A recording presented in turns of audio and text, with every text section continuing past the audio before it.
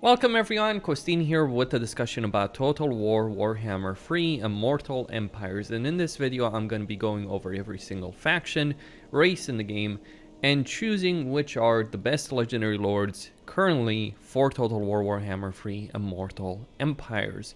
Starting with the Beastmen, it has to be Taurox. Why Taurox? It's pretty simple. He has a dread cost reduction for increasing capacity for Minotaurs, so you can get many more of them than any other legendary lord. And it's pretty substantial getting Minotaurs. They're pretty good units to get, and they're not too expensive when it comes to the dread cost. So he does get a fairly substantial benefit when it comes to that. But on top of that, he also gets a special raiding stance, which increases his campaign movement range, but it reduces raiding income, and he gets River of Blood effects in region after winning free battle, stacks up 3 times. And then he gives 10% weapon strength for Minotaurs in his army. On top of that, he also creates Cord Corruption, has Brass Body, Juggernaut, weapon strength charge bonus, Bestial Rage, gain an additional stack of River of Blood, armor for Gorgons, Giants, Jabber's Life, and Cygor units, replenishment for Gore Feast, which gives replenishment for himself, and also he's also giving them a significant amount of combat ability in battle. So it replaces Blood Greed for Minotaurs and gives them a significant amount of combat ability. And then on top of that, he can also reduce the cooldown for certain abilities, get melee defense and ward save, or get melee attack and terror, as well as buffing the melee attack for Minotaurs, dependent on what you want to choose. Now, what makes Taurox really good, however, is the momentum mechanic. So basically, every turn, every time you fight a battle, you get 1 momentum mark, right? Now, this stacks up until you reach a certain threshold, and then you can choose a reward. You can get Blood Greed, you can reduce the melee defense, you can get Blood Greed for his entire army, you can reduce the enemy leadership, gets ward save to all units, and at tier 1. At tier 2, income from raising settlements, horde construction building cost, and it goes further and further and further. Okay, that's very well and good. So you can claim this reward, and I've done just that. But you can also use the momentum. Once you get to tier 1, you can use free momentum to move further. So over here, for instance, I've got Alith Anar in this particular position, and I can go over here. I've just used the momentum, and I can go and fight the battle with him. And if I win this battle, right? Let's say I fight this battle, I win this battle, I go raise and advance, and now I'm at 2 momentum. I have 2 turns to keep going, and I can certainly keep going over here when it comes to it. Next turn, I'll be able to take down that settlement, no problem. Get some units replenished, no issues whatsoever, and keep on moving. This is what makes Taurox strong. It might take him a while to really get this going, to really fully utilize it. And the reason it might take him a while is because you need enemy armies. You need enemy armies to be in the field for you to fight battles with them, to get more momentum, and for you to be able to replenish his movement range to be able to keep going. But when you do get going with Taurox, so he might be a bit slow at the start, though he's still fairly substantial even from the very beginning of the campaign. He might be a bit slow at the start, but he's still very, very strong as a legendary lord, and he scales up. The more he fights, the more momentum he gets, the more his rampage increase, and he gets some fairly substantial benefits to his entire faction. For instance, he can reduce the dread cost for Minotaurs even further. He can reduce the dread cost for increasing capacity for Gorbulls and other heroes, or whatever hero you choose. plenty of advantages when you're playing as Taurox. So he's the best legendary lord for the Beastmen at the moment. Moving on to Bretonnia, we have as their best legendary lord in the campaign being Repanse the Lyoness. While Lewin Leoncourt is probably better when it comes to battle capability, Repanse is better from a campaign perspective as far as I see it, because she has a much better starting position, whereas he will have to deal with Be'lakor and Norsca and all that, which isn't exactly the best start in the world. Now Repanse gets free control to all provinces, an upkeep of minus 50%, and because she is in a desert, she will have it much easier to fulfill quite a few of these vows, the questing vow for instance, or some of the other vows that are available over here. So she'll be able to get more powerful heroes and lords than the other legendary lords. It's either her or Alberic, and honestly, Repanse is better than Alberic in a lot of ways. Now, beyond her faction benefits, she also gets benefits to peasants, and she has an AoE ability with the halo of Maidenly Wrath over here, which blinds units, reduces their combat ability, does some AoE, and she's fairly, and helps give her a great deal of durability. You can rush Repanse in the middle of an enemy army and she will survive very well. When it comes to her skill tree, she gets benefits to her infantry line from the very start, benefits against the vampires and tomb kings, ward save, construction cost. It's nothing too special as I feel, though Frenzy is certainly very nice, as is the Fleur de Lis benefit over there. But really, it's her starting position that elevates Repanse. She starts with Kofur, and Kofur has the docks, which allow you to recruit Knights Errant from turn 1. So you can remove this barracks, start recruiting Knights Errant from turn 1, have a very powerful force from the very beginning of your campaign, and then get the archer building, pump out archers. And because she starts in Araby, well, first off, once she deals with the Skrag Empire, she can get the confederation with Zandri and get an extra trebuchet, getting 2. Potentially free, depending on how things play out with Baron Tegan, though generally the Dwarves wipe him out in my campaigns. And Morgan of the Flame does get wiped out turn 1 by Arkhan the Black. You do have a serious threat early on in Arkhan the Black, who is powerful, but once you deal with him, and you certainly can deal with him through your mass knights, you will have one of the safest, best starting areas in the entire game, able to freely expand across the Southlands. While you can't really colonize the jungle, you can take out Cetra, you can take out Manfred, make a deal with Volkmar, hell, even make a deal with Cetra if you are so inclined, and then expand further. Although you're going to have some issues with the wasteland and you're going to have some issues with the jungle, but at that point you can certainly head over to Estalia, deal with Ikeclaw, deal with Sartosa, expand over here. You have choices. You have a great starting area, which is going to give you a significant amount of safe economic output, and then you can head on over here to Estalia, to Tylea, take out Skaven Blight, and then expand into Bretonnia proper.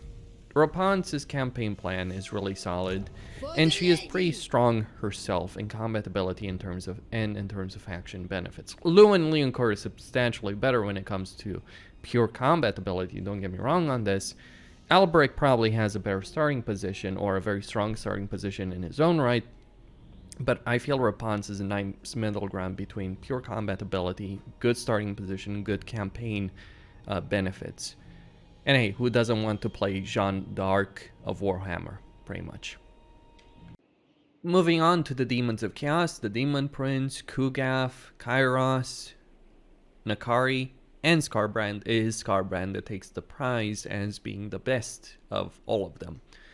His campaign mechanics are simple, and in some ways he does have a lot of issues, but at the same time he's still the best of the demonic factions currently, given the way they work at the moment. They desperately need a rework, but he gains 15% campaign movement range after raising a settlement for all of his armies, not just his own. For himself personally, he gets more campaign movement range after winning a battle, and he can increase this even further. And on top of that, the way his faction works is you can't just take over settlements, since you need a substantial amount of skulls for the skull throne if you want to take over a settlement. What you want to do is to raise a settlement and raise a blood host, which is a pretty powerful army, though the supply lines currently are broken in regards to it, even if it's not necessarily going to be shown at the moment. So it does have some issues, but it is a significant amount of power. For instance, this army here has 1 unit of Exalted Bloodletters, a bunch of regular Bloodletters, Blood Crushers, Fleshhounds, Spawn of Corn, and a Skull Cannon. And it's got 10 units. And this is an army that I spawned from the very first settlement that I raised. And this is something you can upgrade when it comes to Skarbrand. For instance, his final upgrade here in his special skill tree gives these blood hosts 3 more units on creation, all characters faction wide. And the size of the blood host does depend on the size of your army as well.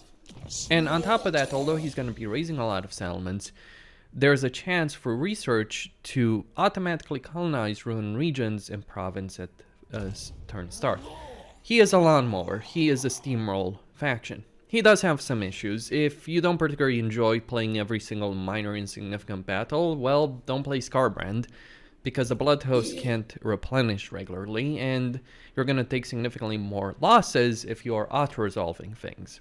So that is the downside, but out of all the demonic factions, I would have to say that Skarbrand is the most powerful. He has a lot of combat ability, he has a very, very good units. Kairos has substantial magical power, but his army roster isn't really that great. Skarbrand has a great army roster, and he himself is one of the most powerful combatants in the entire game. Just look at this guy. He is gonna tear people apart.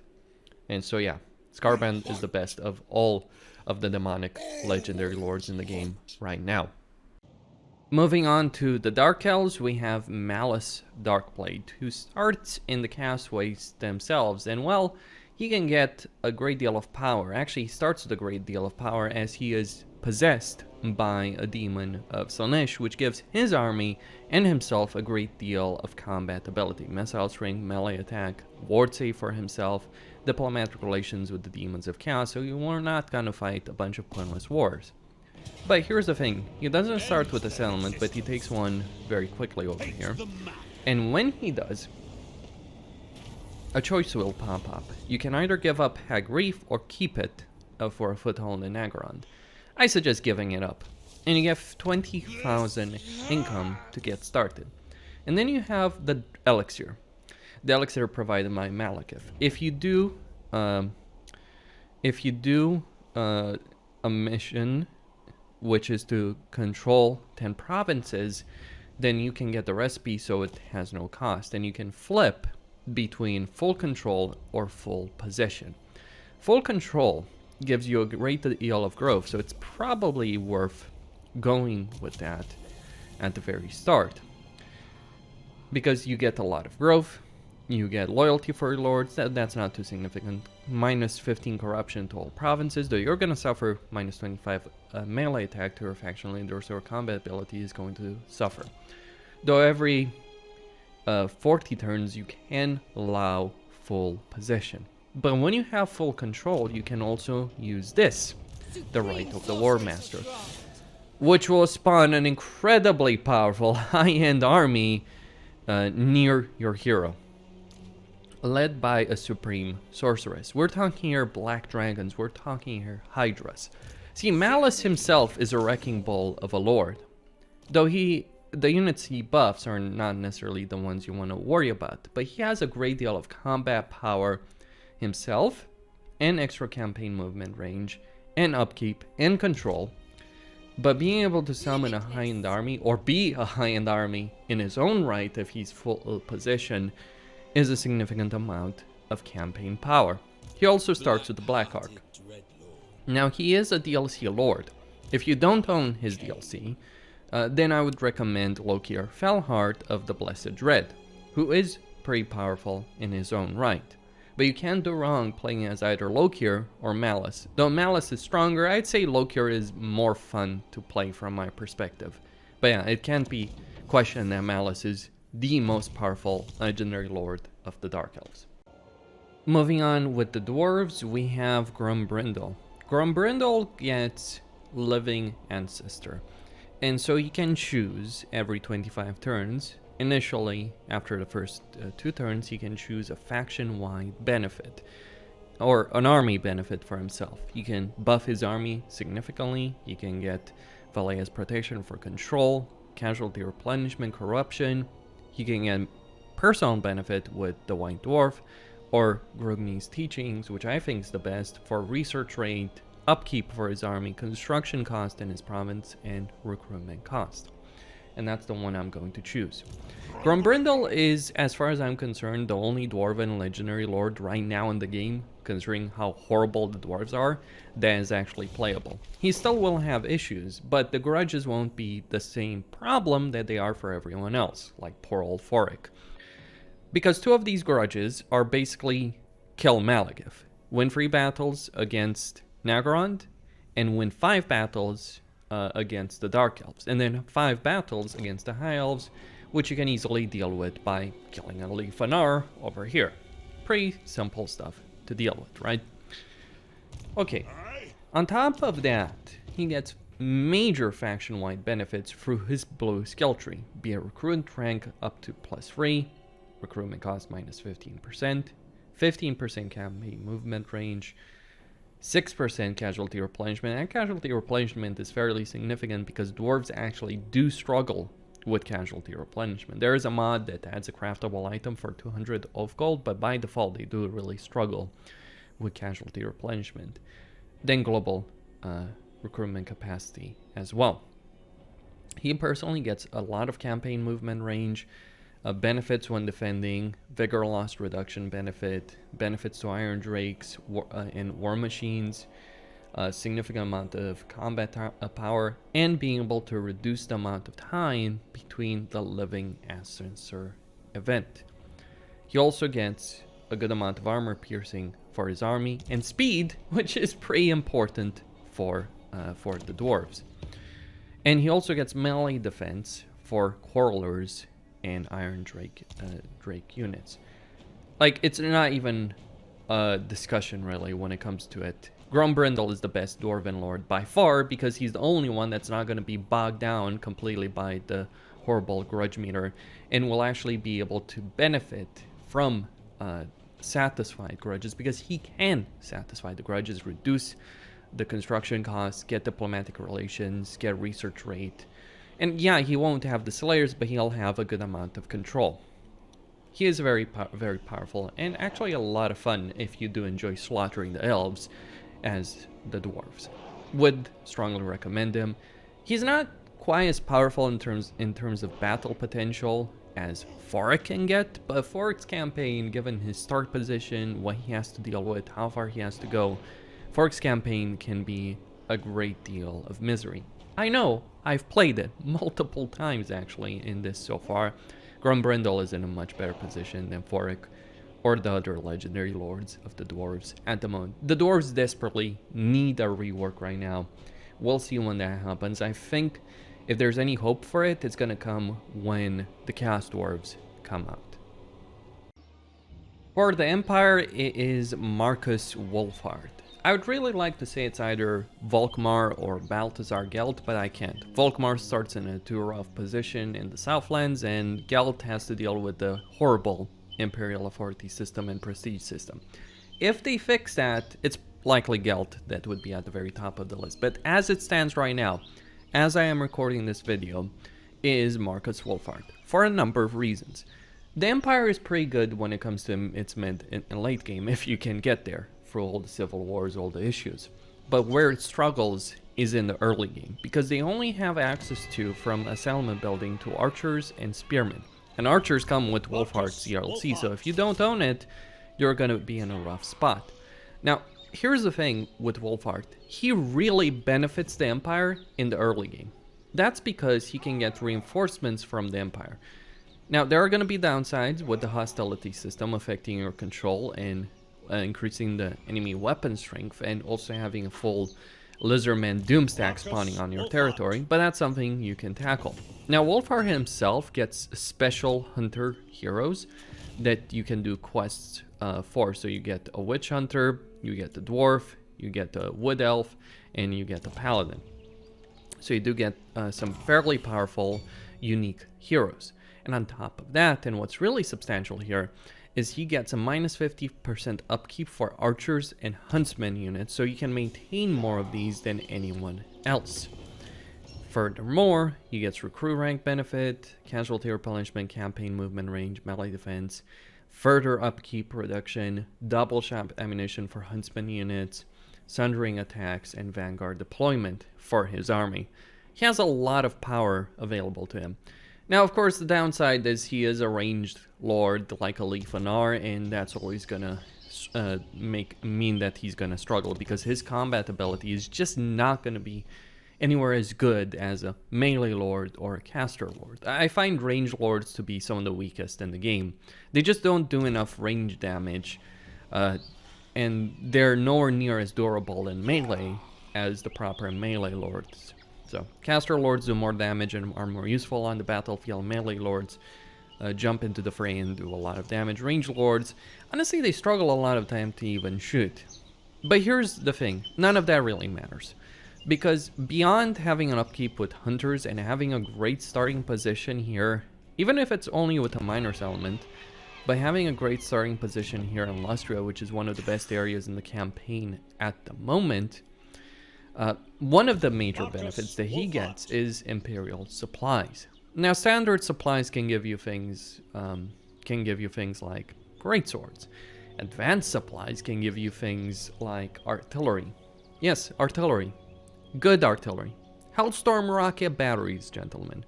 That's what we're talking about over here. When you get advanced Imperial supplies, you can start getting Hellstorm rocket batteries for your army far faster than any other legendary lord in the game. And we all know how powerful Hellstorm rocket batteries are.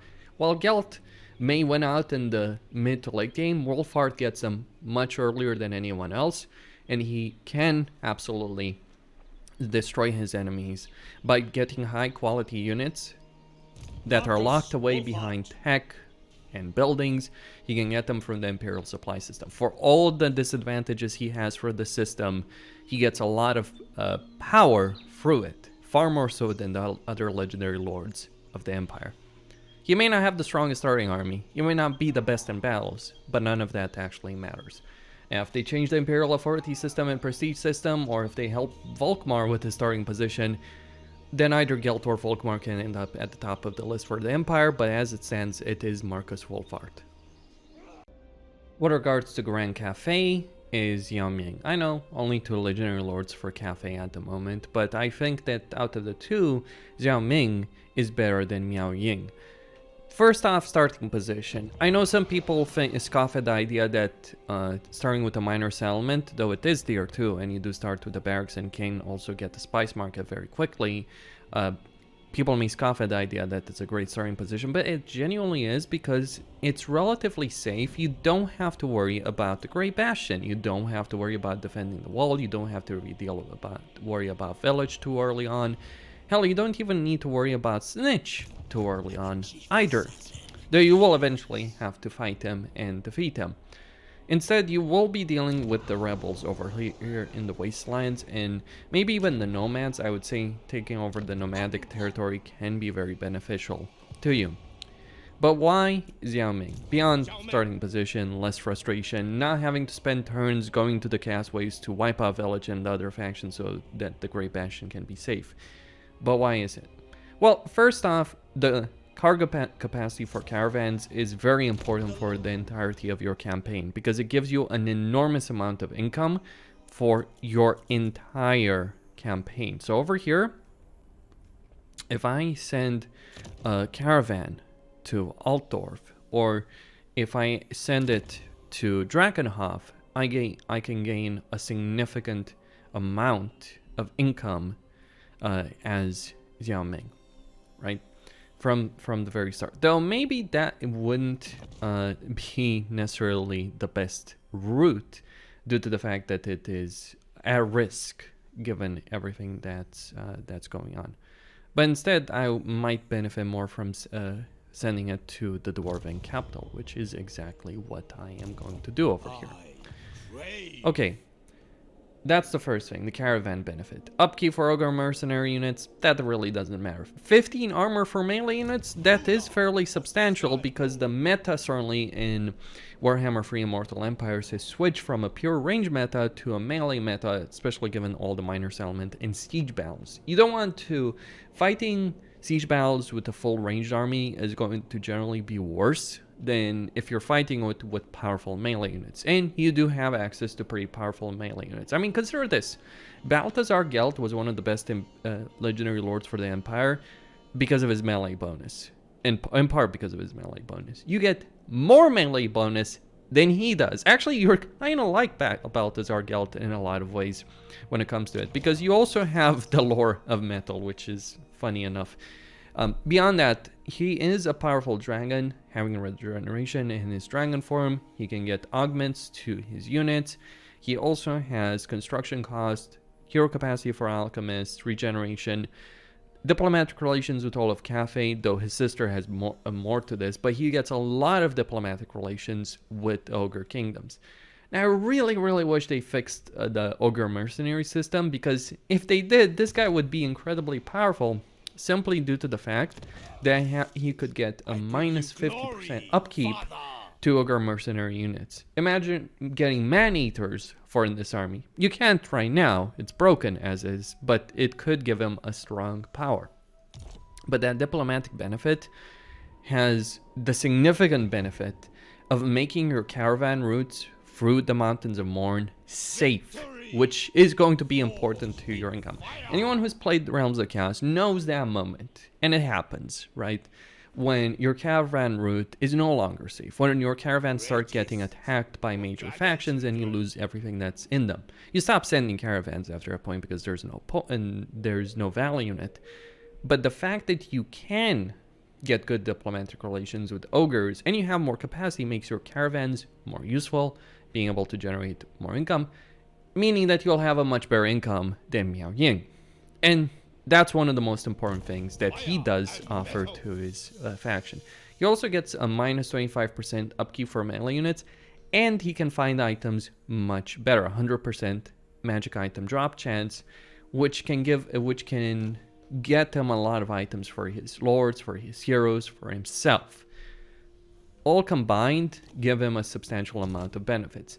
The sole reason, and I'm not joking with this, the sole reason that his sister was better in the Realms of Chaos compared to him is because she couldn't handle the Great Bastion. But the Great Bastion, if she was being played by the AI, but the Great Bastion is not really an issue in Immortal Empires. Cathay is safe in Immortal Empires. So yeah, playing Xiao Ming is the better choice if you're playing Grand Cathay at the moment. I don't dislike Miao Ying. I've done entire campaigns with her in Realms of Chaos. I've actually never done a full campaign with Xiao Ming, but right now I have to tell you that he is in a much better position than she is.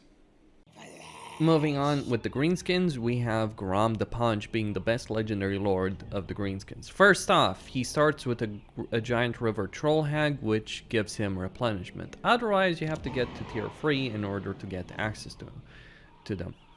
And he also starts with a fairly good settlement here in the massive Oracle. Though he does have a problem in that he starts in Bretonnia, and Bretonnia is unpleasant climate. Though it doesn't matter because his campaign is supposed to be about going into Ulthuan.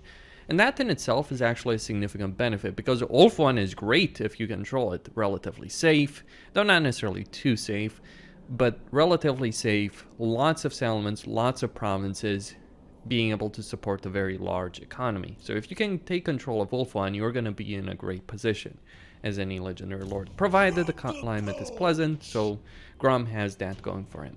On top of that, he also gets a global recruitment duration of -1 per turn for goblin units. What this means in practice, and I'll show you, is I can globally recruit goblin archers, regular goblin units, in 1 turn as opposed to 2 turns. Now sure, some units are still going to take longer, but this means he can get a lot of units very quickly for his army. Now, Greenskins generally don't struggle with their economy, but Grom has benefits with that as well. But before I talk about the Cauldron, where we get to those benefits, he gets an upkeep benefit for chariots and pump wagons, physical resistance for goblin units, leadership when fighting against elves. That can be very significant because we're dealing with the elves. And on top of that, leadership for goblin units, growth to all provinces, casualty replenishment, benefits to chariot units. Not too significant, I would argue. Though he does get a magic item drop chance of 15%, he causes rattled, bonus versus large for goblin units, melee attack +6 for goblin units, goblin tide, 15 armor, melee attack for goblin units. This guy really loves his goblins because he is one himself. And then there is the Cauldron. Well, let me just say this about the Cauldron. Early on, you'll be able to get ocean clams. Now, ocean clams will give you a random amount of money, 1k or more money if you use 50.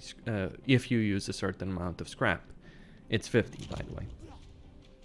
And so you can print money as Grom from very early on. And on top of that, you get things like control to all provinces. Greenskins don't have a control benefit, but you can get 8 control to all provinces. Income from all buildings, 10%. Faction-wide. Global recruitment, -1 for all units, not just goblin ones.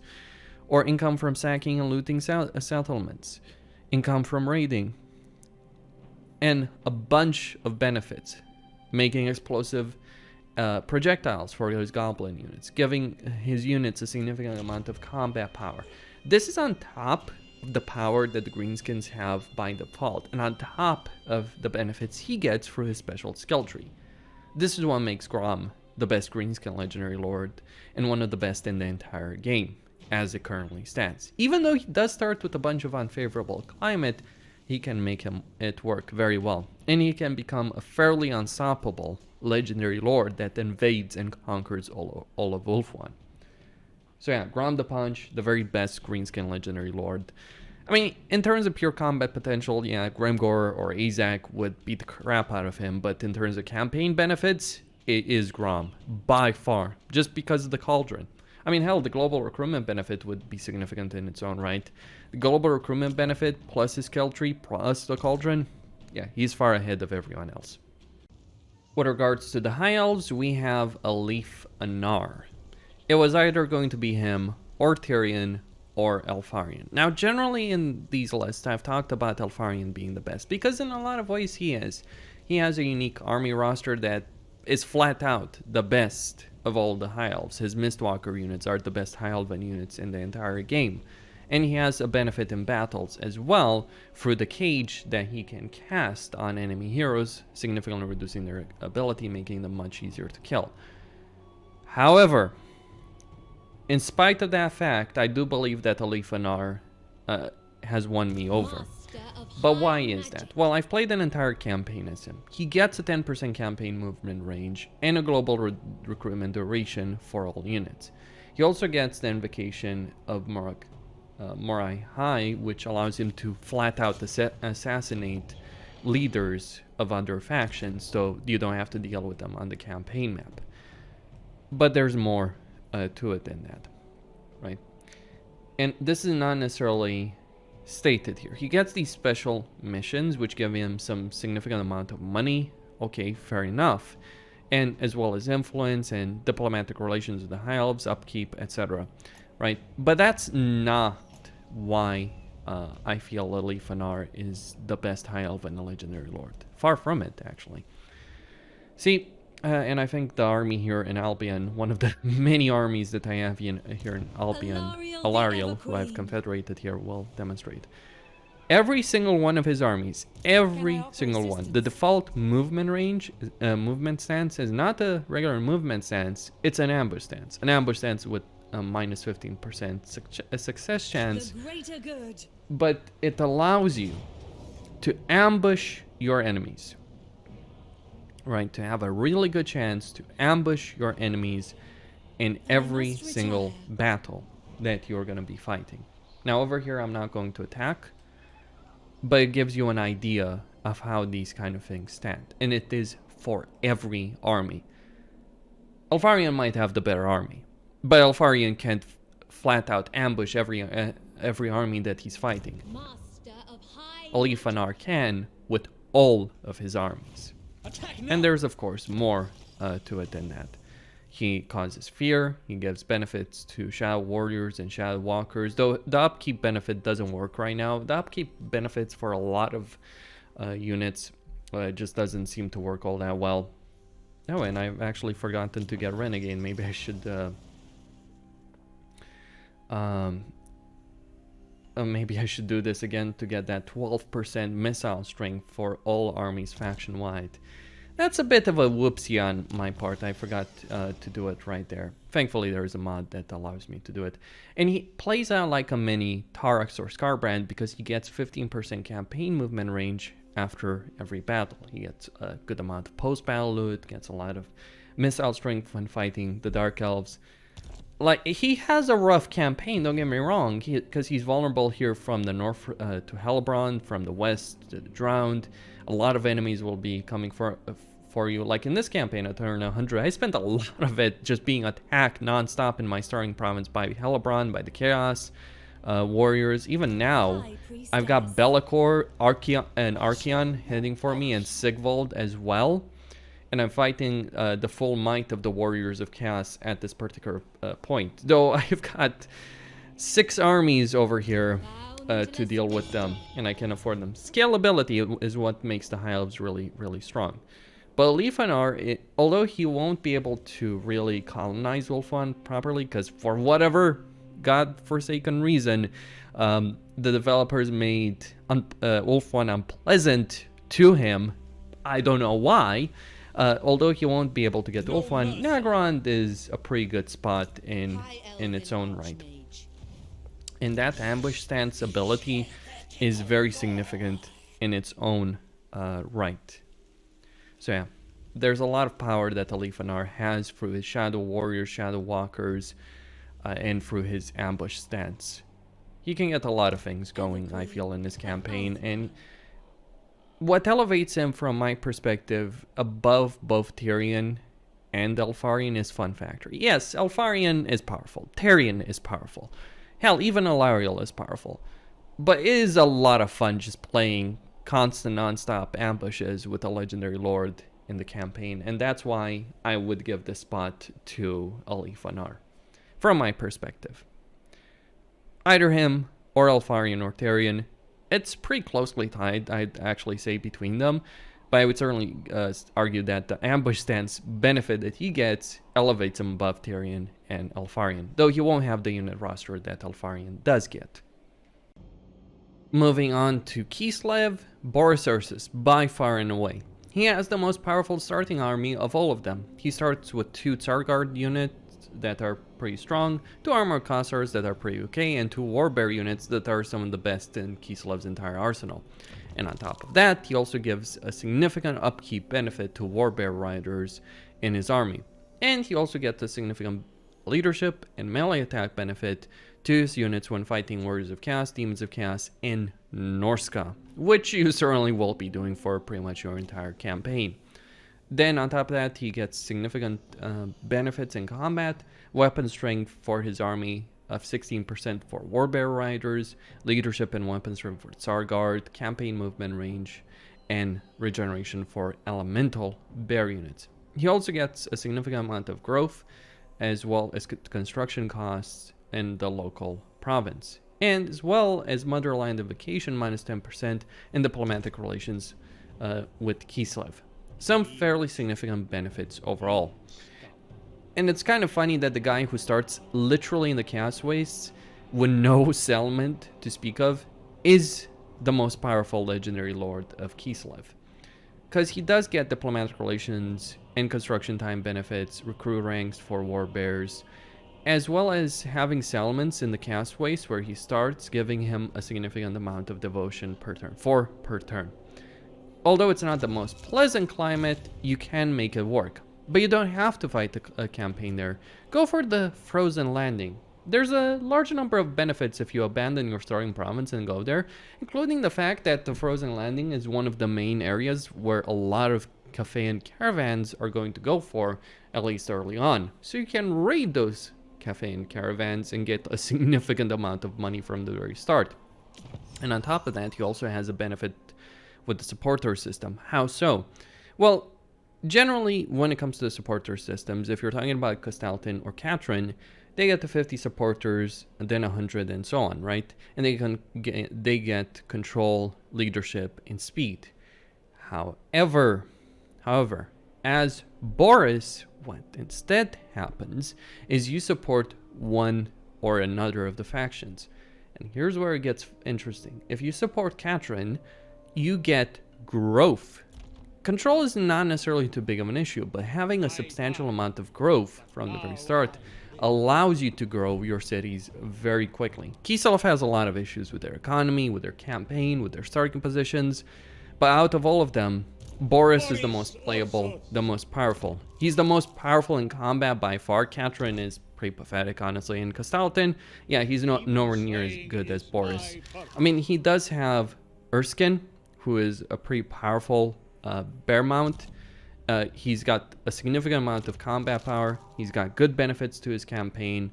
And he has, surprisingly, a far safer and better starting position than the other legendary lords of Kislev. Like, I've talked a lot about the issues of Castalton and Catrin, but they are surrounded by enemies, major enemies, powerful enemies.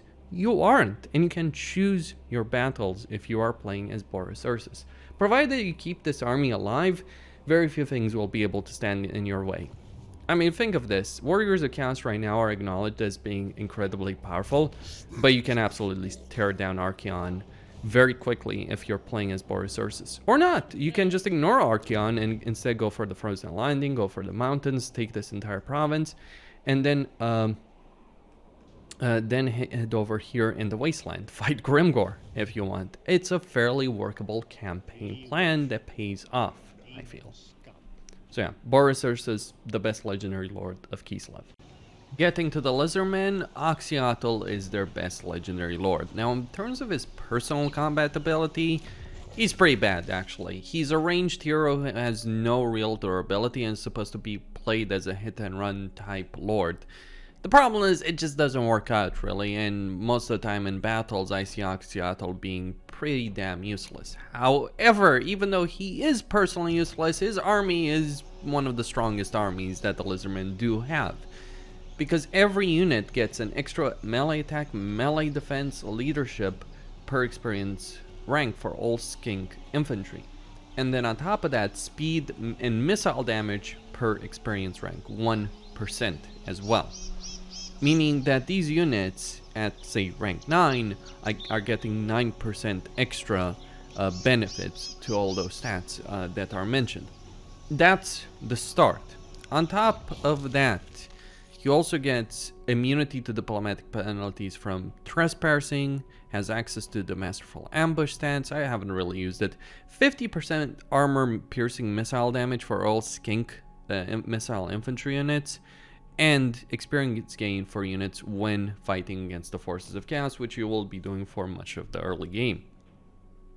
And then unit experience, sanctum gems, research, melee attack when fighting chaos, benefits to skink infantry units and chameleon skinks, missile resistance and upkeep for certain units, casualty replenishment, missile damage 10% when in foreign territory. He's an ambusher, and 50% ammunition for all skink infantry units and vigor loss reduction. He's an ambusher who uses an ambushing army, chameleon skink specifically. Chameleon stalkers are not so great, but chameleon skinks under Oxyotl are incredible, especially with all that armor piercing and ammo that he is going to provide them. And that's just the start. That's just his army. But faction-wide, he gets an upkeep of minus 25% for skink and chameleon skink units. Okay, and he also gets these sanctums. Now, these sanctums he can place anywhere in any region that he has access to, as long as he has the gem. So, for instance, Over here, I could put a Sanctum all the way here in Skavenblight if I wanted to. And I don't think the AI can counter that, actually. I certainly haven't seen them destroy a Sanctum so far in this campaign. Maybe they could, maybe they should be able to, but it doesn't seem like they can. Now, these Sanctums give you significant benefits when it comes to like ammunition, casualty replenishment, recruitment cost, global recruitment cost, upkeep, etc., etc. But also the ability to teleport to one particular Sanctum. You can only choose one Sanctum in the campaign to teleport to, but you can always change it around. It does cost money to do so. But here's the real benefit as Oxyotl, as I move back over here. He has these visions of the old ones, and these visions are just random missions that will pop up. Oh, go kill that army, or take that settlement, conquer that settlement. Those kind of things, right? And these missions, while if you ignore them, you will suffer. Don't get me wrong, you will. And some of them can be pretty challenging, especially some of the armies that will spawn in your core territory in the Southern Chaos Waste. While that is true, that you may fight some very powerful armies if you do these missions, and you certainly have the army to obliterate any mission. Like, I haven't faced any significant challenge in any of these missions that I've done so far outside of the very hard ones. Like, they come in the variety of easy, normal, and hard, and even the hard ones aren't too difficult, but that's fine as far as I see it. They shouldn't be exceptionally difficult. There's a lot of other things in the campaign that you're going to have to worry about. But these missions do give you significant benefits in the campaign. A great deal of benefits when it comes down to it, like growth, money, and crucially, blessed units. Now, I don't like Lizardmen recruitment. You require a lot of structures, all that kind of stuff. But blessed units, blessed spawns, are just basically better units, and you get them for free if you do those missions. You get them as mission rewards. So, for instance, here, from the Lord I've just recruited, from the Kroxgar Ancient, I could recruit 2 Saurus Warriors, Blessed Saurus Warriors, Blessed Chameleon Skinks, Blessed Skink Skirmishers, Blessed Carnosaur, Kroxigar, all of these things, right? This is half a stack, and I can do it anywhere beyond regular recruitment and beyond the Regiments of Renown that the Lizardmen also do have. So that is a significant amount of power. Like, blessed units are available to all of the legendary lords of the Lizardmen, but Oxyotl, because of the missions that he does get through the visions of the old ones, and you are required to do these visions if you're playing Oxyotl. You need to do 25 of them for the short campaign victory condition. Oxyotl will have much better access to the blessed units of all types of the Lizardmen, meaning that he's not tied so much to buildings, meaning he has a greater variety and very powerful units in his armies. In his own army, he's generally going to want to get Chameleon Skinks, but yeah, he can go with some things like Blessed Cold One Spear Riders or Blessed Saurus Warriors with shields, as I've chosen to do here, as well as a Dread Saurian Regiment of Renown, because why not, right? Give him that kind of combat power. But that's just one army. I do have a second army over here, and this one has some Blessed Chameleon Skinks and Blessed Horned Ones in it, as well as regular units. Then there's another army that I do have over here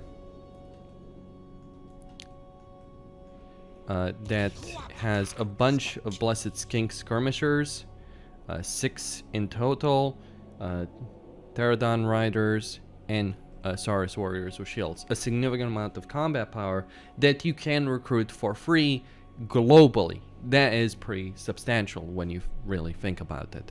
That is a great deal of combat power that you get. On top of the other benefits that you get, it's not just units, it's money, growth, those kind of things that you also gain from doing those missions. And again, if you're playing Oxyotl, you have to do those missions. And honestly, you start also in a great position because you start in the Southern Chaos Wastes over here with only minor demonic factions to be your enemies. And you have a vast swath of territory from the west part in the Icefire Plains all the way to the Demonium Hills over here in the east. You have a vast swath of territory to conquer that's fairly safe. No one's gonna invade the Southern Chaos Wastes. And you can, and also crucially, as Oxyotl, because you're teleporting around the map, because that's another thing, by the way. When these missions come up, you can teleport instantly for no cost, for no issues, right? You can teleport instantly to the region where you're gonna have that. So that makes it a more dynamic campaign. That adds to that fun element. But he doesn't have to teleport back. He doesn't have to leave. He can go wherever the hell he wants and actually stay there. I haven't done this so far in my campaign over here.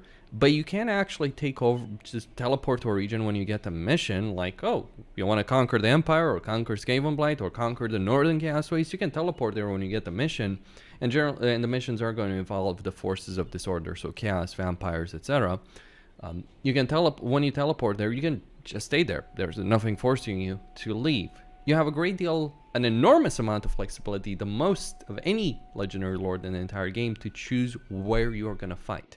Now, you are required to take over Lustria for your long campaign victory condition for the hero crew rank benefit. But you don't have to rush that anyway. You can play however you want, wherever you want. You can teleport around the map, fight around the map. It's a genuinely fun campaign. And because of all the rewards he's getting and the flexibility he has, crucially flexibility as well in terms of settlement types. Like, he can settle anywhere. Magical forests, doesn't matter. Jungle, doesn't matter. Mountains, and so on and so forth. He can take over Ulthuan, he can take over the desert, he can take over the Chaos Wastes. Oxyotl is truly the greatest legendary lord of the Lizardmen. Great deal of flexibility, great starting position, significant amount of power on the campaign map, significant amount of power in battle with his army. Again, he's pretty shit when it comes to his own combat ability. I mean, I literally have the Sword of Cain, and it feels like it's just damn useless on him beyond giving him that 20% ward save, because he genuinely doesn't have any kind of combat power. The problem with ranged heroes and lords is that, as opposed to them just being a single entity archer, they work really like a single entity artillery unit, and just doesn't end up working all that well from my perspective, because you would want them to be more flexible with their shooting than they actually are. That's the problem in my experience with them. And so Oxyotl really falls behind. The only time I've actually seen him being effective in battle is if the terrain is fairly even, the enemy isn't moving, and no one is targeting him, then he can actually do some damage. Those are a lot of big ifs, by the way. So he does have issues, like someone like Krogar, for instance, is going to be a lot more effective on a personal level in battle, but campaign-wise, between the faction benefits he has and the army benefits he has, like, yeah, Oxyotl has there's no contest between Oxyotl and anyone else. Even between him and Itza, who start with Lord Croak, though you can get a Lord Croak yourself anyway, regardless of that.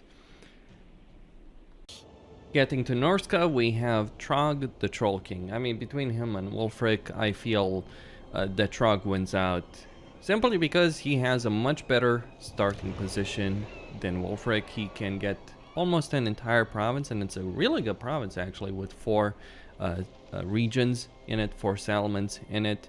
He just fights the initial battle over here. He doesn't have to deal with any siege battle or any minor settlement battle. He just fights a battle on open field, then confederates with them, gets all their settlements, and then he can move on to Krakadrak, which is also a pretty damn good region over here. And then he can go either against Kislev or Azazel, or go to the west, deal with the Norscan factions, unify all of Norsca, and then eventually go into the Chaos Wastes, the Northern Chaos Wastes. So Throgg has a really good position compared to Wulfric. On top of that, he gets a benefit to Norscan ice trolls and Norscan trolls in general, which is pretty good. And he also gets controls in control in local province. His army is immune to all attrition, and he gets Chaos Undivided Corruption as well. In terms of his skill tree, he gets more control, leadership, upkeep for trolls, Finir, and skinwolves. Those are all pretty good units. He gets mutant regeneration, missile resistance for those trolls, melee defense for trolls, Finir, and skinwolves, and frenzy to go along with it. Grants powerful retainer ancillaries that can modify your units, and then the Age of Beasts, global recruitment duration -2 for all those units, faction wide, and passive ability, the Chilling Aura. So yeah, Throgg is incredibly powerful to the point that he can absolutely steamroll his neighbors and no one can really stop in his way. Norsca is a powerful faction. They have a really good economy. Their tier 1 port generates 200, or tier 2 generates 400, and tier 3 generates 800. It is bananas. They have some of the best ports in the entire game, and it's just regular ports that they do have. So Throgg starts in a really strong position. He's one of the strongest legendary lords in the entire game. He has a much better start than Wulfric. And yes, you will miss out on the Marauder benefits, but honestly, you're gonna more than make up for it with the army that you're getting with the Norscan trolls and Norscan ice trolls, as well as the fact that you actually have a tier 1 barracks that you can upgrade to tier 2 and start getting Marauder berserkers very, very quickly, which is going to add to your combat power in a fairly significant fashion, because Marauder berserkers are pretty damn scary units when you're dealing with it. But yeah, Throgg wins out, good starting position, good faction benefits, and can really decimate anyone that stands in his path. Moving on with the Ogres, Skrag the Slaughterer wins out versus Grease's Goldtooth. But why is that? Well, first off, Skrag is actually useful in combat, whereas Grease's is downright useless in a combat situation. Though one could argue that Grease's does provide better campaign benefits than Skrag, and they might be right with respect to that, because Grease's buffs up his Iron Guts units, whereas Skrag buffs up Gorger units, upkeep benefit, and casualty replenishment for those units. He also gets the ability to summon a unit of Gorgers, campaign movement range, Winds of Magic, Maw Feasts, and chance to intercept an army using the Underway. Not especially a great skill tree, nor an especially good item, I'd argue. But he does get 10% campaign movement range, hero capacity 1 to Butchers, though you do need the structure for that. Hero recruit rank +2 to Butchers as well. But here's the thing with Skrag and why he wins out versus Grease's. In terms of unique structures, in terms of army power, I would say Grease's wins. In terms of campaign position, which is going to matter a great deal, Skrag wins hands down. First off, you can colonize the mountains and you can colonize the wasteland, so you can move into the Badlands and expand there. He starts at war with a minor faction and surrounded by other minor factions as well, with the exception of Clan Engrind, which may end up being a significant threat. Maybe Sartosa as well, though you have a much better army than Sartosa. And that's the key point, really, with Skrag. Outside of Belagar, and he is the exception, not the rule, outside of Belagar, you have a really powerful army that will decimate anyone that stands in your way. Ogres have a lot of problems in scalability when it comes to Immortal Empires, but the issue Grease's has is that he starts in the Mountains of Morn. Let me just look over there and show you what the issue is for Grease's as opposed to Skrag. Grease's will be spending a lot of his early game fighting fellow ogres, and ogre mirror matches, so to speak, are not exactly the best fights in the world, because both sides are large units with few entities fighting in a duel, and neither side really has an touch. So yeah, those kind of fights can be a problem. Meanwhile, Skrag over here starts fighting the Empire, and then Orcs, or Greenskins. And yeah, sure, the Dwarves can be a bit of an issue, but not the Skaven, not the Claw, not the Thalia. He can conquer this entire region with relative ease and really decimate his enemies, making use of the strengths that the ogres have, as opposed to spending the first 20, 30 plus turns just dueling ogres, which is the issue Greases has. And then having to deal with Gorst and his never-ending tide of zombies, which can very likely defeat you if you are playing as Greases. None of the factions that surround Skrag can defeat him. So that's why I'd argue that he is above Greases. Greases does have advantages. He gets a better economy because he gets to raid the caravans. He can get the toll booth. He can get a lot of benefits to trade tariffs and so on and so forth. True enough.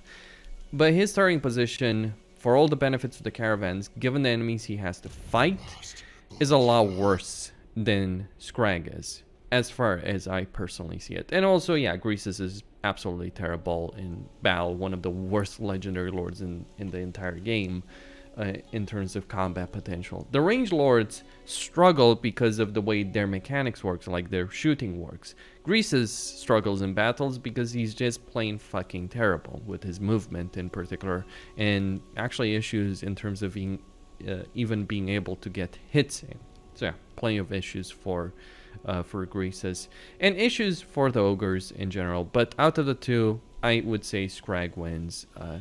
Skrag wins hands down because of his start position. And honestly, Gorgers are pretty damn good units as well. Let's not ignore that. In fact, they were so overpowered that Creative Assembly had to actually nerf them, but they're still pretty damn good units to use in a battle scenario.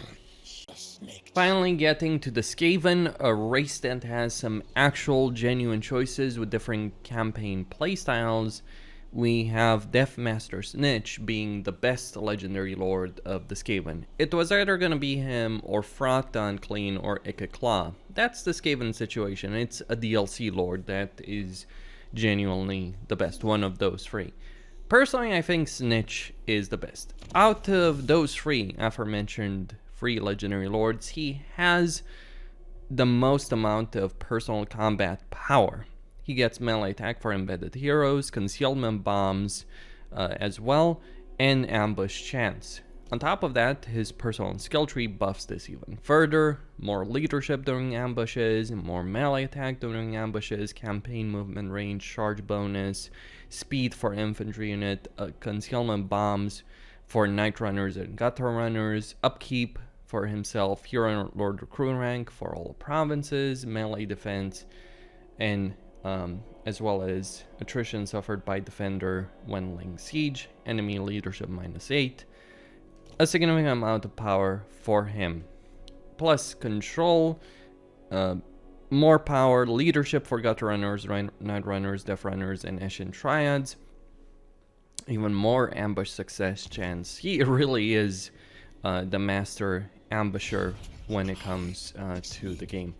But on top of that, faction-wide, his Night Runners and Gutter Runners also use armor-piercing, warp-infused projectiles. So that means, for instance, that they get quite a substantial amount of armor-piercing to their projectiles, meaning that not only will they shred units in the early game, like these Savage Orcs, for instance, that you fight early on, they're gonna fall very easily compared to Snitch's army. But they also scale very well in the late game. I mean, Ikeclaw's Rattling Gunners are very powerful throughout, and so are Front's monsters, but the monsters and Rattling Gunners do have issues, whereas Snitch's army is good in all situations, be it siege, open field battles, minor settlement battles. He will succeed in all of those departments.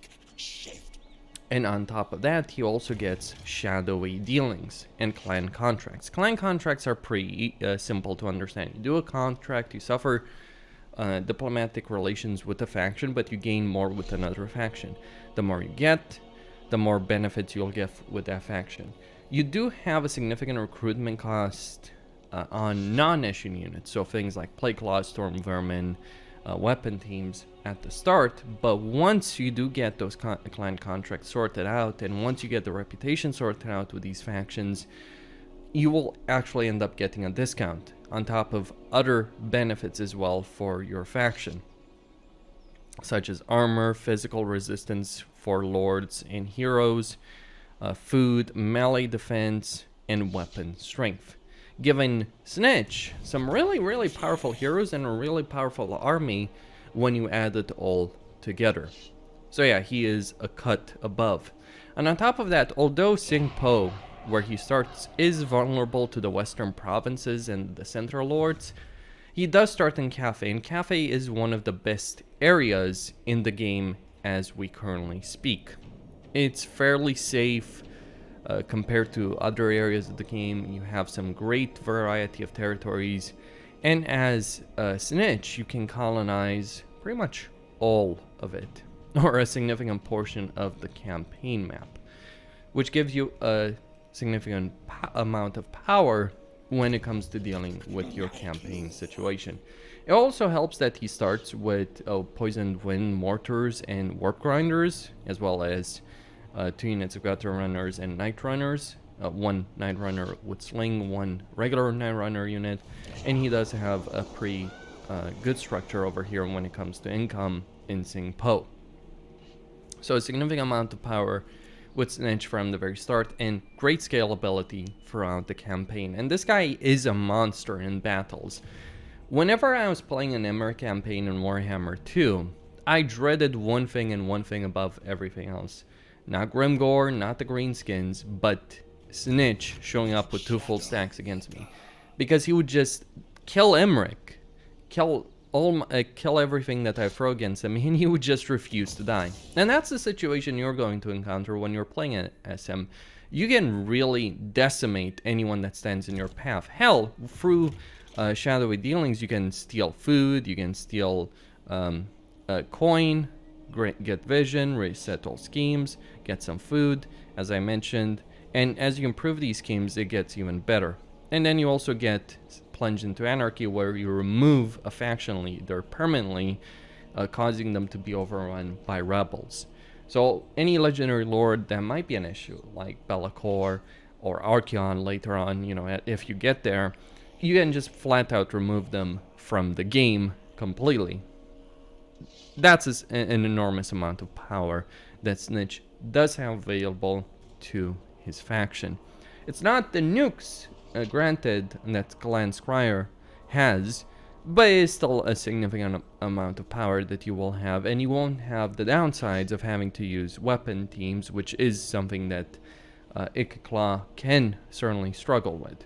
You have a lot of upsides, very few downsides if you're playing as Death Master Snitch, because yeah, Frat and Ikklaw have issues. Tretch Crematil is a joke. Skrolk and Queek also have their downsides, but I see very few of them when it comes to Death Master Snitch, so he takes the #1 spot of the Skaven Legendary Lords. Moving on to the Tomb Kings, it is Arkhan the Black, the Lich King himself of the Warhammer universe.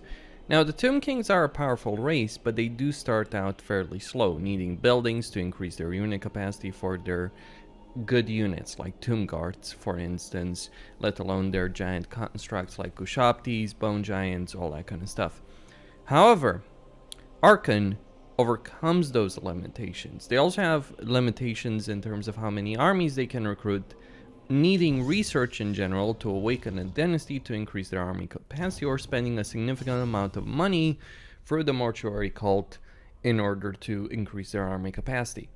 Otherwise, they only have 1 army, except Arkhan, who has 2 armies from the very start of the game. So you can get 2 full stacks very damn quickly, only limited by the unit capacity, but he also has tools to deal with that as well. How so? Well, he can also recruit certain enhanced vampire counts units. He does this through a structure that at level 1 gives him 4 unit capacity for each of them. So that's Crypt Ghouls, Dire Wolves, and Felbats.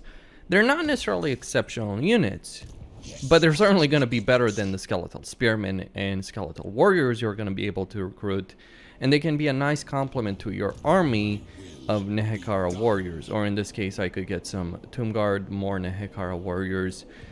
But yeah, you can get a lot of these units very quickly as Arkhan, and you will have the armies to recruit them in. But it goes even further.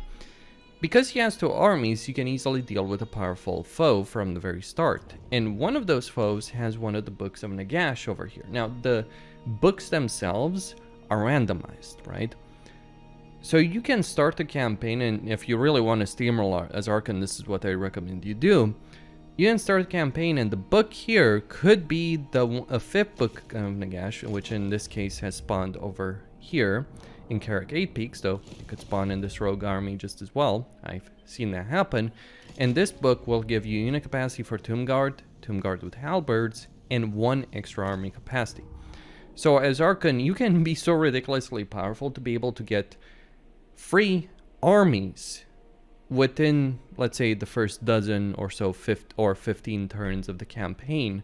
And that's without research or the mortuary occult. So that gives you the added benefit of being able to delay the research. So let's say you get this to within a turn of completion, then you switch to another dynasty, and you get close to finishing that. And then you can get the benefits of 2 dynasties very quickly, one after another, without having the extra research time added because you've completed the dynasty research. Archon also has a research benefit with his item set, or rather with his item, the Staff of Nagash, because it gives him 10% research rate. So whichever way you cut it, he's incredibly powerful. Now, sadly enough, this building over here, he starts with 1 Grave Hill. He can get another in any settlement. He's not limited. But at tier 3, it's only going to give you 1 Hexgrave capacity. It can be a lot of money, and it won't increase your capacity for Crypt Golds, Direwolves, but it doesn't matter. You'll be running with a lot of those. An added benefit on top of this is that he starts in the Land of Assassins with 2 settlements. He can get the 3rd very quickly, and these have ports. On top of that, he can also wipe out Repanse very quickly, which I've done here, and get the Kofur docks, which will give him a good amount of income. Getting this kind of income level as the Tomb Kings can be a bit of an issue. It's how they're designed. They're designed to have weak income because they don't necessarily need money for a lot of things. I mean, they need money for buildings, but they don't need money for units. And they can replace units without money, no problem whatsoever. So Tomb Kings really only need money for structures, but those structures can cost more significant amounts of cash. However, Archon has you covered in that respect as well, because he will get money from these docks, these regular docks. They're not great docks, but they will give you a steady stream of income, and the Kofur docks in particular will give you a good amount of income as well. And he starts in one of the best areas of the campaign, in Araby, which is a fairly safe corner of the campaign map that enemies will struggle to breach. I've seen this guy played by the AI being able to stand up to Skarbrand, Cetra, and Volkmar combined. And individually, all of those are powerful. Together, they should be unstoppable, and yet Archon was able to beat them off. He wasn't making any progress in taking their territory, but he was surviving against everything they had to throw against him. So yeah, Archon represents the Tomb King Steamroller from turn 1. He is by far and away the most powerful legendary lord of the bunch, and his special skill tree really helps with buffing those units he gets, because he gets faction-wide benefits to Fellbats, Crypt Goals, charge for Direwolves and Hexwraiths, recruit rank for those special units, hero capacity for Lich Priests, a significant and enormous amount of power that Archon does have. He's not on the same combat level as Cetra, but he certainly has a great deal of quantity, and quantity is a quality of its own. Moving on to the Vampire Coast, it is Luther Harkon. He starts in a great position over here in southern Lustria, where he has to deal with Skaven and Lizardmen, which are much better foes to deal with as the Vampire Coast than High Elves or Dark Elves, which is the problem that other legendary lords like Noctilus or Silostra can deal with. Arnessa Saltspite doesn't have this problem, though Harkon is better than she is. He does get melee defense for lords and embedded heroes in all armies, which is fairly substantial. He also gets leadership when fighting against Lizardmen, vampire corruption, spell resistance, and he does have different personalities giving you either significant bonuses or not so significant bonuses. He also gets hero capacity for vampire fleet captains, spell resistance, explosive bullets for his for himself, and also missile strength for his own army, and quite a lot of power on the battlefield. And that's before you cure his madness. Once you do cure his madness, he becomes significantly more powerful, though that will require quite a lot of work in order to be able to achieve that. Harkon doesn't have a magic tree, as he isn't capable of casting magic with the exception of being able to raise zombies. But once you cure his madness, once you get his mind back together, so to speak, he will become significantly stronger than he starts with. So he has that kind of scalability available in his campaign. He has a great start position. He starts with a really large and powerful army, and yes, I've raised that here with these units, and he has 18 units. That is fairly substantial. And he has a rebellion to deal with, but it isn't going to be too much of a problem. The Vampire Coast is not necessarily in a great spot because their units do pretty poorly on auto-resolve, and because of the minor settlement battles, they can struggle with the terrain of them. And also, especially dealing with elves, their low armor is certainly going to impact them in a fairly substantial manner.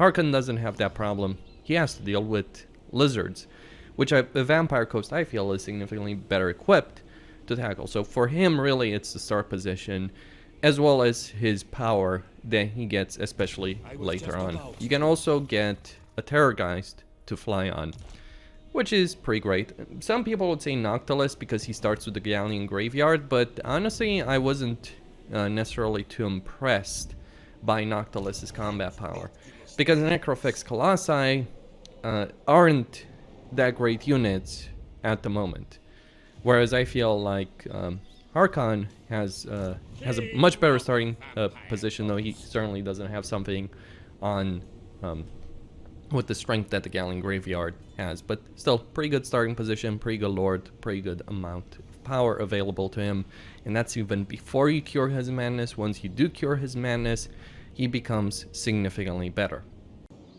For the Vampire Counts, it is Helmengorst, by far and away. He starts with a relatively safe starting position over here in the Haunted Forest, which has a significant amount of power to it as a settlement, and he gets benefits to zombies faction-wide, and corpse cards. His corpse cards can raise the zombies. He gets raised dead capacity for zombies, casualty replenishment, and he gives poison attacks to zombies, skeleton warriors, and skeletal spearmen. But really the power this guy has comes from his special skill tree, where he gives zombies melee attack, ward save, battle healing cap, he increases their weapon strength and gives them the Ravenous Dead, which allows them to regenerate HP if in melee. And yeah, this guy gives zombies an enormous amount of power. And the best part about him is you can confederate him as the other vampire counts and get much of his bonuses for yourself. He also gets armor, 30 armor for zombies and cryptical units from the very start. So this guy is quite a wrecking ball. When it comes to the campaign, he becomes very unstoppable very, very quickly, and he can overwhelm the Skaven, who are known for massing very large armies from the get-go. He can overwhelm the Skaven with raw numbers, because his zombies are not just regular zombies, they're on par with quite a few, especially once you get the upgrades through special skill tree. They become on par with a lot of mid-game and even late-game units in Warhammer 3. This guy can swarm the entire map, because zombies are pretty goddamn cheap. 93 to recruit, 19 to maintain. So that means he can have more armies than pretty much any other faction in the entire game. While zombies aren't necessarily great units, when you're bringing 2 free stacks to a fight, you're gonna win that fight, even if only through the auto-resolve, because you're just gonna have those larger numbers. And by the way, the armor benefit that he gets in his own army to zombies and crypt goals does help quite a bit as well with Alith Resolve, because Alith Resolve does care a great deal about armor. Maybe it shouldn't, because this does screw over certain factions more so than others, but as things currently stand, Gorse does benefit greatly from that situation. It isn't the best playstyle. I don't particularly like it because battles tend to be long and tedious, but you'll win them with relative ease. Even if you're going to have to wait 20 minutes to win said battles, you will be able to win said battles with relative ease and carve out a major empire for yourself. Great start position, great faction-wide benefits, great lord, a great deal of power with Gorst, and he is far above anyone else. It's quite a shame, really, but we've turned the legendary lord, or Creative Assembly has turned the legendary lord that was considered a joke in Warhammer 1 and 2 into one of the most powerful in the entire game, just through the never-ending tide of zombies that this guy unleashes. He can maintain more army for significantly less than anyone else. Only the Beastmen who have and Tomb Kings can maintain more troops for less, but they obviously are limited by their army capacity, which requires research or to spend dread. Whereas Gorse just maintains a very large army for very cheap, for a very low amount of money, and he can keep pumping them out. The vampire counts have a strong economy, and they're in a pretty good spot regardless of the legendary lord you're going to play, but Gorse really takes it to a whole new level. Not my favorite gameplay style, but he does make it work. For the Warriors of Chaos, it is Archaon, the Ever-Chosen.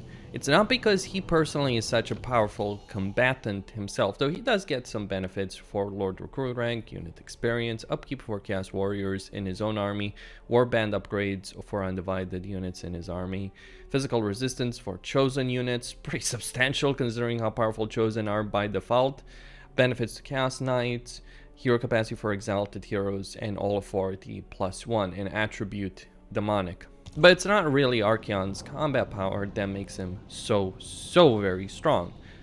There are two things. One is his start position over here. It's an isolated start position. It's relatively safe, where your only major threat at the beginning, and even then I wouldn't necessarily consider it a major threat, but it's Boris Ursus. Outside of that, you don't have any neighbors that are capable of posing any significant challenges to you, and you start surrounded by a bunch of minor demonic factions, Khorne, Slaanesh, Nurgle, and Tzeentch over here. You can take them all out and make them your vassals, as well as get a bunch of Norscan vassals as well. And Archaon really plays very well if you get a significant amount of vassals. All of the Warriors of Chaos do, but Archaon takes it to a new level. He has a lot of vassals next to him, to the point you can get 10 within a reasonable time frame within the early game. He has, and for each vassal, he gets 10% research rate, 10 diplomatic relations with Chaos factions, and 25 souls per turn. So you may gain more souls from vassals each turn than you're actually spending each turn.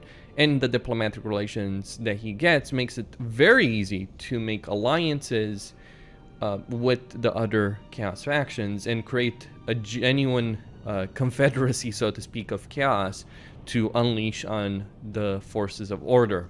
He creates the chaos tide if you play him, and he wrecks everything in his path. Everyone will kneel before Archaon, and everyone will love him. Forget the Ever-Chosen title. He should be called Archaon the Beloved, considering how much other chaos factions are going to love this guy when it comes to his campaign. And that research benefit as well is fairly substantial, as it will allow him to get everything in the skill tree much faster than anyone else, which means he has more power than anyone else. He has great scalability, he has a great starting position, he has a good amount of power, and honestly it gets even better. Like if I take the Riving Fortress over here, and I can do it with an auto resolve, if I take this turn 1, right, occupy and vassalize, I get my first vassal. But more importantly than that, I get access to the starting gifted unit. He gets a Hell Cannon from the very start. But crucially, at rank 2, he can also recruit the Swords of Chaos Regiment of Renown. So that is an incredibly strong early game army that Archaon has access to. And Dark Fortresses do give him a significant amount of power, on the campaign map. Chaos really has a great gameplay style where they don't have to deal with the constant raiding and annoyances that other factions have to deal with, because they have these mega fortresses that are very, very difficult to take down. In all the campaigns I've played as Warriors of Chaos, and I've stopped playing them because they're too strong right now compared to the other races, I've rarely seen one be under genuine threat from the AI. And that's on Legendary very hard battle difficulty. I've seen very few attacks, and even when they attack, even with a full stack, it's not quite enough to overcome the defenses. And because you get that instant recruitment, if you do see a genuine threat, you can easily recruit an army, a defensive army, to hold the Dark Fortress. There's a lot of things to like with Archaon. He also starts with 2 gifts of Chaos Undivided, so you can get Shatterstone very quickly. He can get a lot of things going in his campaign very, very quickly and get a lot of power and start the steamroll and become the dominant force on the campaign map far faster than pretty much anyone else. So yeah, Archaon #1 for the Warriors of Chaos, and with respect to the other lords, he can confederate them as well. I think the only other guy who can do it is Be'lakor. And that does give Be'lakor a great deal of power, but Archaon just has better campaign benefits than Be'lakor, though Be'lakor certainly is not weak, especially with the exalted demonic units he can get. Finally, for the Wood Elves, the last faction to cover on this list is the Sisters of Twilight. In terms of their faction benefits, they get ammunition to all armies plus 10%. That is a substantial amount of power, since the Wood Elves can struggle with ammunition and they're a ranged heavy army. Unless you're playing as Durfu and Draika, though Durfu certainly, and even Draika, may benefit from that ammunition. But on top of that, the Sisters make a Hawk Rider Doomstack effective. And what that means is that the Wood Elves, who generally have 2 Doomstacks available to them, or 2 really good armies, one with Treekin, especially if you're playing in Durfu or Draika, another one with Glade Guard, the Sisters add a 3rd one. What they do is they start in the Witchwood, and at tier 2, they can get access to the sacred grounds of an Alfrena, Rema, which gives them recruitment of Hawk Riders and 5% missile strength for all armies, giving them a substantial amount of power in their campaign. And you can start getting this element to tier 2 from the very start, though it will certainly take 2 turns to get there. But yeah, they do have a substantial amount of power when you're playing with them. They personally buff flying units even further, get an upkeep benefit for missile units, really working well with the playstyle that the Wood Elves have. They get control, growth, diplomatic relations with Dark Elves, High Elves, and Wood Elves, or Elves in general. Get campaign movement range, get Guardian ability, income from post-battle loot and raising settlements, physical resistance for flying units, more upkeep for flying units, reduction, and then they get the Volley of Kornos ability for the Hawk Riders, even more powerful. So they really make a Hawk Rider Doomstack work exceptionally well for themselves. But on top of that, they have the Forge of Dave, and it really is the Forge, not their ammo, not their Hawk Rider Doomstack, that puts them at #1. See, the Forge gives you incredibly powerful items that you can build, right? You just have to wait a certain number of turns to get usage here. And once you do get that, you get, items that give you a significant amount of upkeep, minus 15% upkeep to your entire army, as well as Snipe, Stalk, and Dreaming Cloak. Winds of Magic benefits, construction cost reduction, missile strength, campaign movement range plus 20%. You can also get temporary blessings to your campaign, to all the armies in your faction, vigor loss reduction, control, weapon strength, missile strength, ammunition, research rate, etc. Significant benefits with all of these items, and they get some of the very best items in the entire game, at least from a campaign perspective. From this Forge, they get them for free. They don't have to spend money for it. They don't have to do quests for it. They just wait and they get these items. What you choose to get, well, that's up to you. But my personal recommendation, things like the Dragon Mask to get a significant amount of money can be extremely useful. Things like the Dreaming Cloak can be extremely useful. Lots of really good items available from here. Sure, an Armor of Destiny is going to be better for the sake of an armor slot, but outside of that, the sisters do have some really good items from the Forge that the other Wood Elves won't have access to. That's why they get the #1 spot. And that's all there is to say. Hope you all enjoyed this. This was certainly a lot of work to do. So I do hope you found this useful. I hope you found this enjoyable. Costin signing out. Don't forget to subscribe, like, and enable notifications. And I'll see you next time.